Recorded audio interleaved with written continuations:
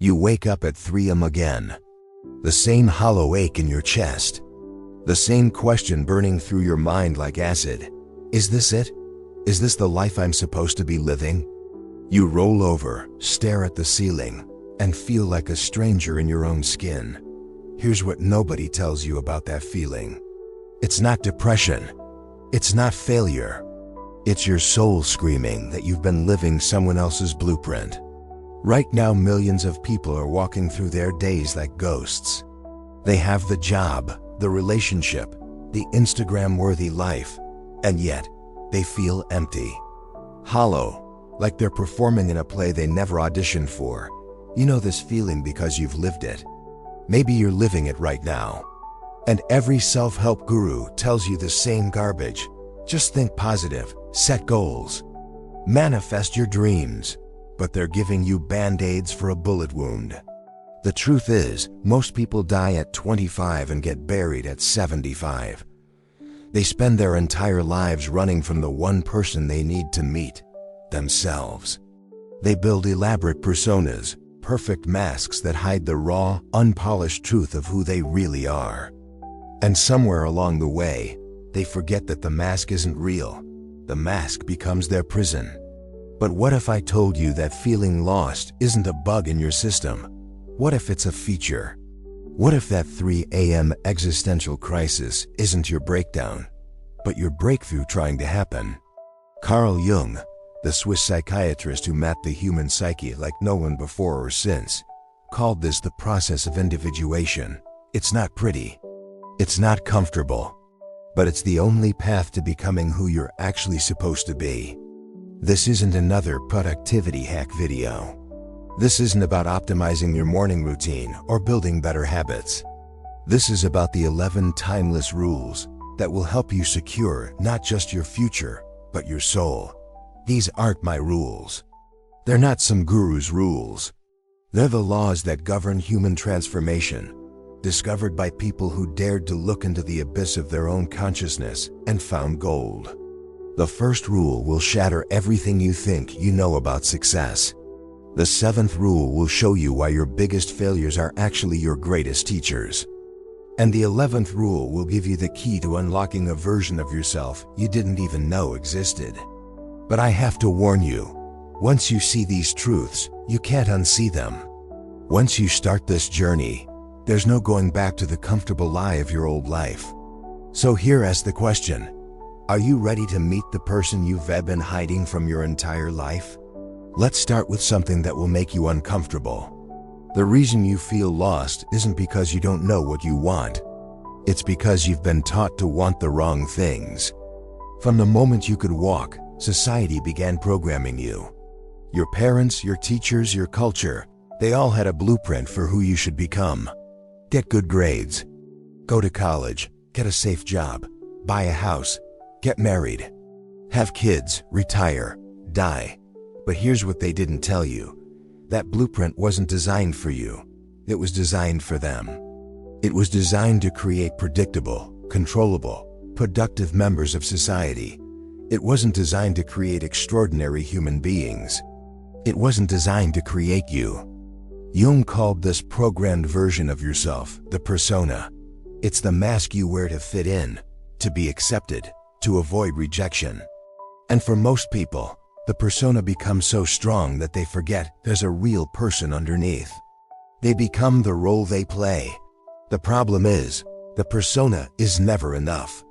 It can't be, because it's not real. This is why you feel empty after achieving everything you were supposed to want.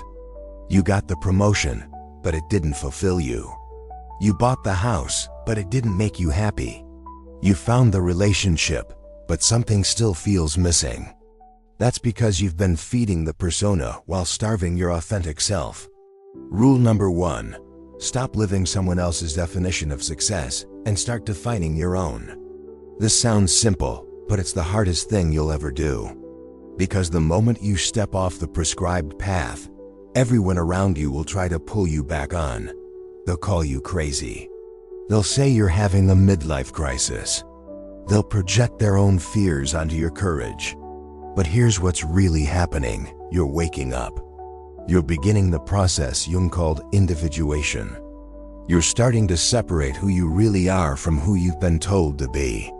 And that terrifies people because it forces them to confront their own masks. The second rule builds on the first. Embrace the discomfort of not knowing. Most people are so terrified of uncertainty that they choose a miserable known over a potentially beautiful unknown. They'll stay in jobs that crush their soul because it's familiar. They'll remain in relationships that don't serve them because it's predictable. They'll live in cities they hate because it's safe.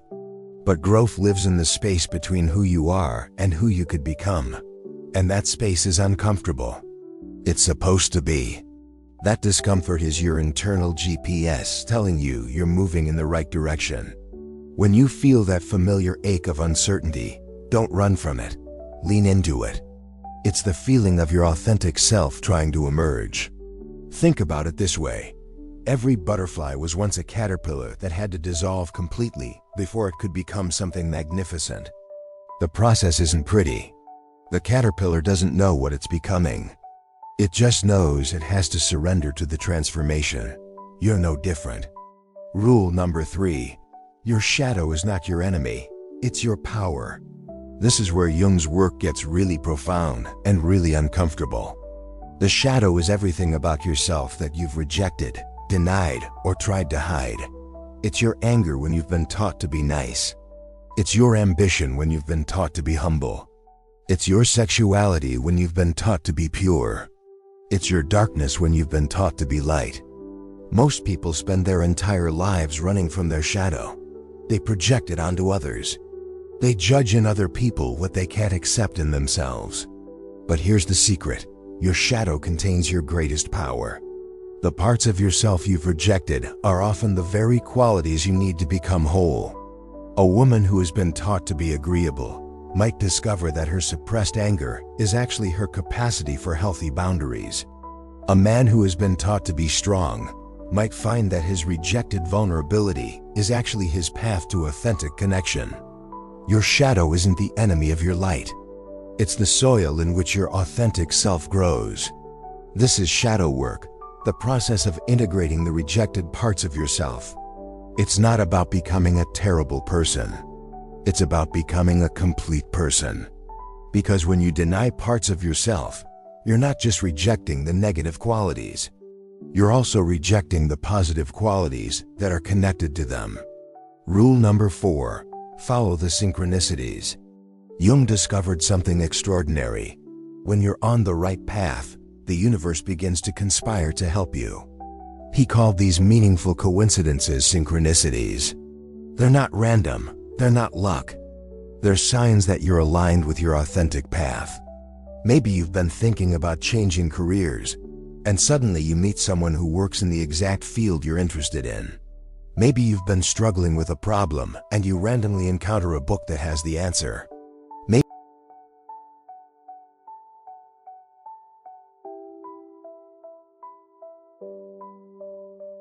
But here's the catch. Synchronicities only appear when you're living authentically. When you're hiding behind your persona, when you're trying to control everything, when you're living in fear, the synchronicities disappear. They're like shy animals that only come out when they feel safe. Pay attention to the patterns. Notice what keeps showing up in your life. Those repetitive themes aren't coincidences. They're invitations. The universe is trying to tell you something, but you have to be brave enough to listen. Rule number 5. Your pain is your compass.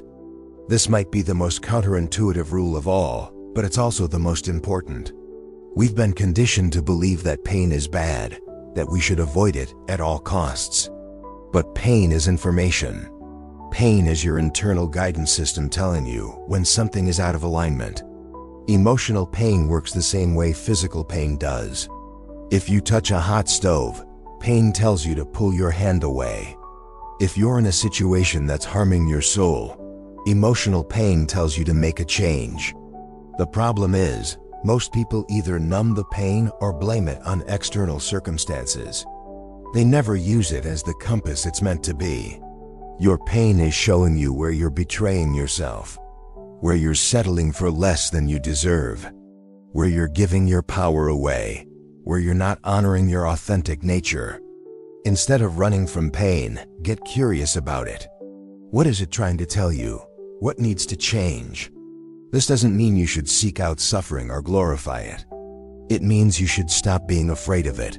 Pain is not the enemy of happiness. It's the guardian of authenticity. It keeps you honest. It keeps you real. It keeps you growing.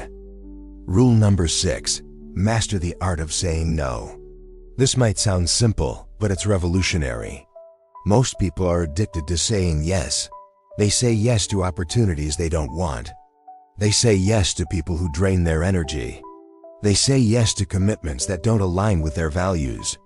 They say yes because they're afraid of disappointing others, afraid of missing out, afraid of being rejected. But every yes to something that doesn't serve you is a no to something that does. Every yes to mediocrity is a no to excellence. Every yes to someone else's agenda is a no to your own destiny. Learning to say no is learning to honor your authentic self. It's recognizing that your time, your energy, and your attention are your most precious resources.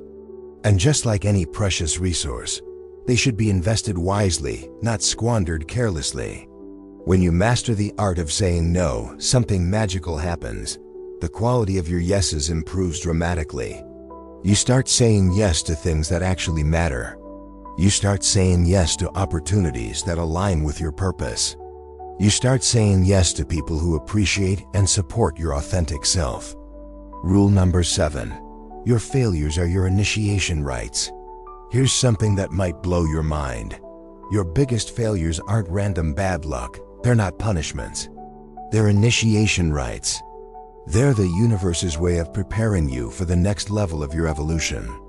Every hero's journey includes a descent into darkness. Jesus had his 40 days in the desert. Buddha had his temptation under the Bodhi tree. Every great story includes a moment all seems lost, when the hero must face their deepest fears and darkest truths. Your failures serve the same purpose.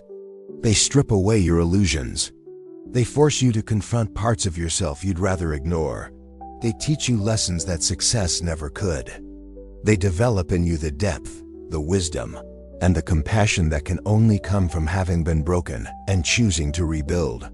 The people who have never failed have never truly lived. They've never taken real risks. They've never pushed the boundaries of what's possible. They've played it safe, and safety is the enemy of greatness. But the people who have failed and risen again, they have something magical. They have unshakable confidence. Not the fake confidence that comes from success, but the real confidence that comes from knowing you can survive anything. They know that failure isn't the end of the story.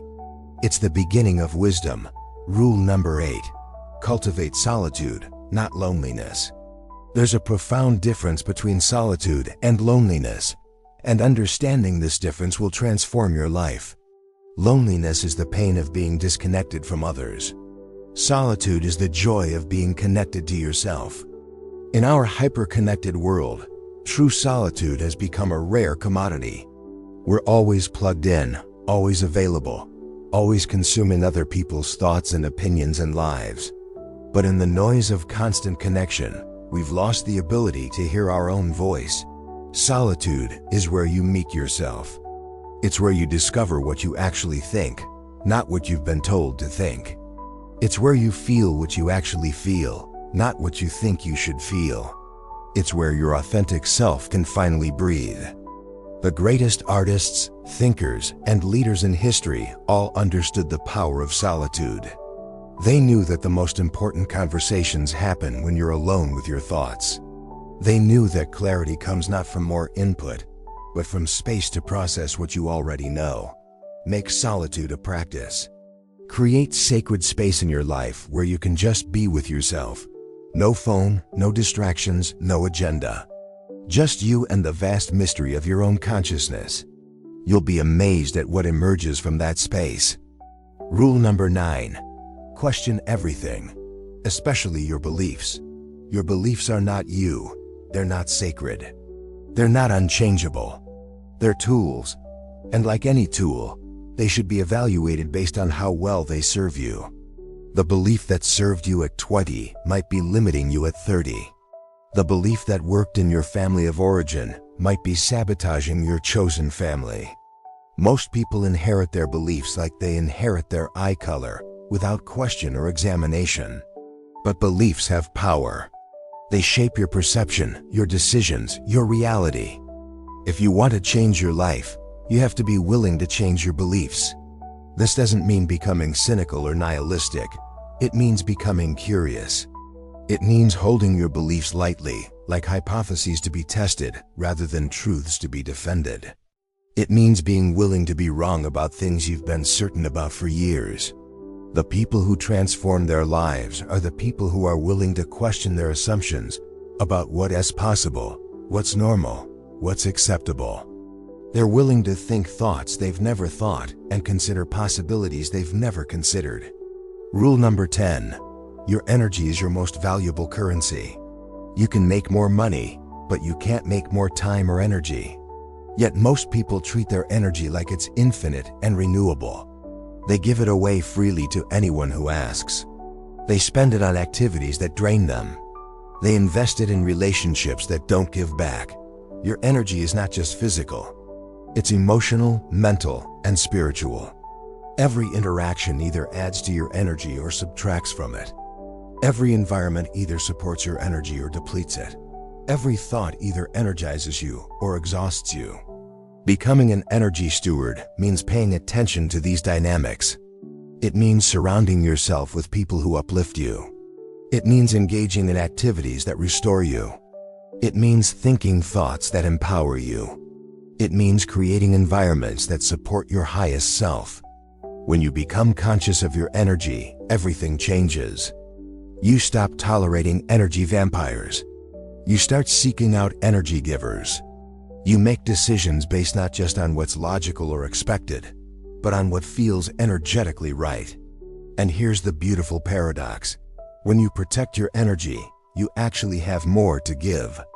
When you fill your own cup first, you have overflow to share with others.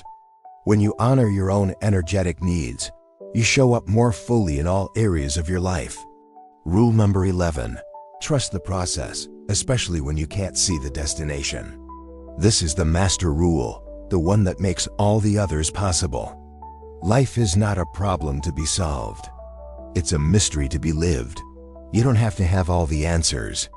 You don't have to see the whole staircase. You just have to take the next step.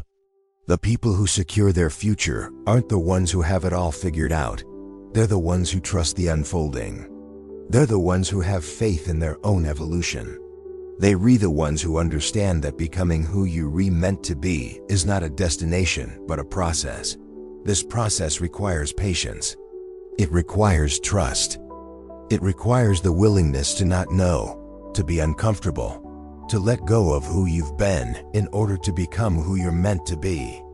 It requires what Jung called holding the tension of opposites, being simultaneously grateful for where you are and excited about where you're going. The caterpillar doesn't know it's going to become a butterfly. It just knows it has to surrender to the dissolution.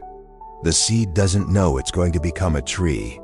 It just knows it has to break open in the darkness of the soil. You don't have to know what you're becoming. You just have to trust the process of becoming. Here's what I want you to understand. You are not broken. You are not behind. You are not too late. You are exactly where you need to be for your next level of evolution. That restlessness you feel, that dissatisfaction, that sense that there's more to life than what you're currently experiencing, that's not a problem to be fixed. That's your soul calling you home to yourself. The rules I've shared with you aren't just concepts to think about. They're invitations to live differently. They're doorways to a more authentic existence. They the map for the territory you'll need to cross to become who you're really meant to be. But knowing these rules isn't enough. Understanding them isn't enough. You have to live them.